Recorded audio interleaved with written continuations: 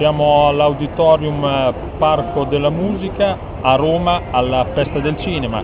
Ho poc'anzi menzionato per tutti gli amici della Titanus TV che ci seguono sul nostro sito che oggi è in pratica una serata interamente dedicata a Totò, e qui c'è esposta la sua macchina, una Cadillac del 1959.